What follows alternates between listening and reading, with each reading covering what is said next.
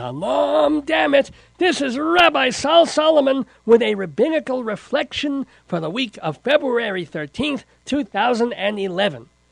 Well, it's been a quiet week in the Middle East. Nothing much going on there. Is there ever quiet in the Middle East? In the Arab world, quiet is when they send only 2 missiles a day into Israel instead of the usual 5. But of course, these past 3 weeks, the world has been watching Egypt with a mixture of excitement, hope, fear, and, is gas $4 yet?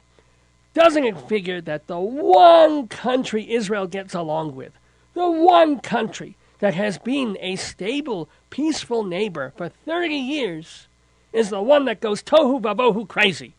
Does Iran go berserk? Does Libya? No, Egypt is where they riot in the streets. And they got what they wanted.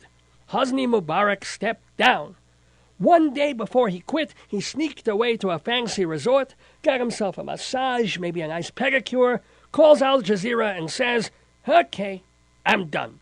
I was going to leave in a couple of weeks anyway, help you guys transition to whatever it is you're transitioning to, but the people have spoken and the regime is broken."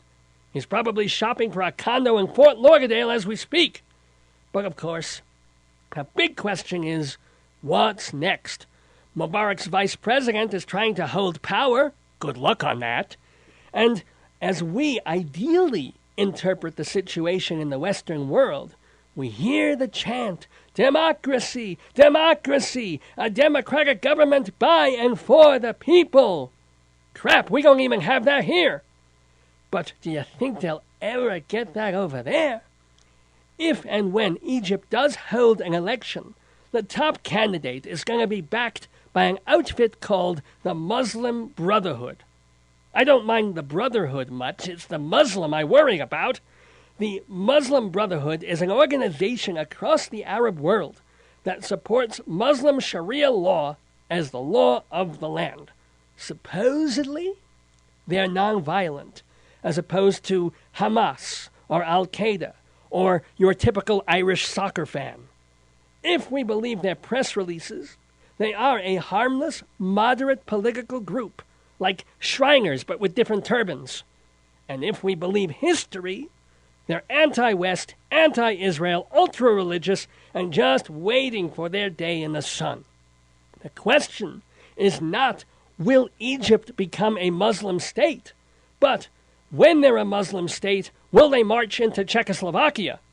Now, I hate to sound pessimistic, because I am, by nature, such a fun-loving goddamn bon vivant. So I will say this. When Anwar Sadat first came to the peace talks all those years ago, I did not trust him one bit.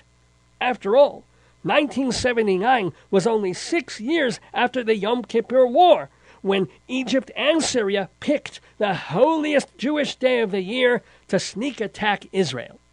We kicked their asses, of course, but what were we to make of Sadat suddenly cramming an olive branch between his teeth?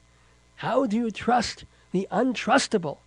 Except, of course, and to his everlasting credit, he kept his word. Egypt stopped attacking Israel, and Israel kept its word too. We did not attack Egypt. Well, we weren't attacking Egypt to begin with, but such is the unbalanced balance that passes for fairness in the Middle East. My point, though, is that Mubarak also kept Sadat's word. Maybe he was a dictator. Maybe his economics did not trickle down to the people. Maybe he was a Western puppet. All I know is, now that the strings are cut, we'd love to see this puppet replaced by Jerry Mahoney, King Friday, even Kukla. So why does my gut tell me we'll end up with Chucky? This has been a Rabbinical Reflection by Rabbi Sol Solomon, Temple Sons of Bitches, in Great Neck, New York.